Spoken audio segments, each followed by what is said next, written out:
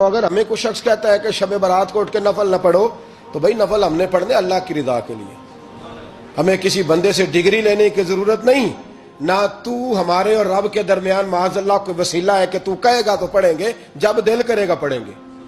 اور جتنے دل کرے گا پڑھیں گے۔ ہم تو نفل کہہ رہے ہیں اس کو، ہم نے کب کہا ضروری ہے جو عشاء پڑھ کے سو جائے فجر تک سویا رہے، ہم اس کو گناہگار نہیں کہہ رہے، لیکن یہ ضرور کہیں گے کہ گولڈن چانس مس کر دیا اس نے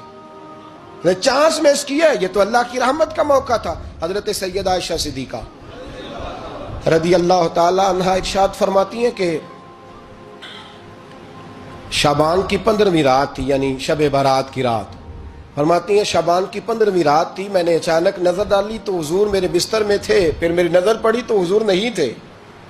میرے دل میں گمان آیا، خیال آیا کہ شاید کسی اور زوجہ کی طرف حضور کا میلان تباہ ہو گیا ہو، وہاں تشریف لے گئے ہوں۔ فرماتی میں اٹھی باہر گئی تو نبی کریم علیہ السلام جنت البقیع میں تھے،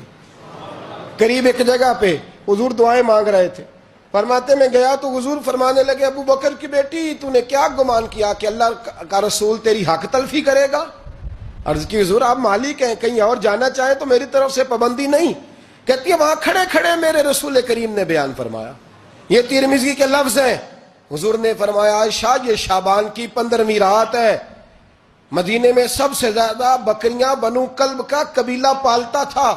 فرمایا آج کی رات بنو کلب کے قبیلے کی بکریوں کی تعداد کے مطابق اللہ میری امت کے لوگوں کی بخشی فرما دے گا۔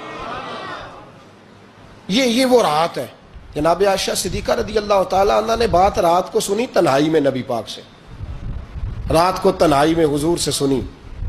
سویرے جناب عائشہ نے کل امت کو بتائی۔ اگر یہ بات اہمیت والی نہ ہوتی تو بی بی صاحبہ آگے روایت کرتی، یہ کتابوں میں آتی، یہ لوگوں کو بتاتی۔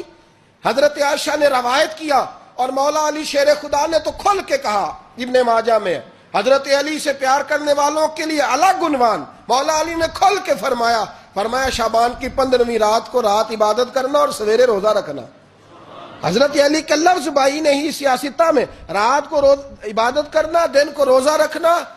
ویسے تو رب کریم ہر روز تہجد کے وقت پہلے آسمان پر نزول اجلال فرما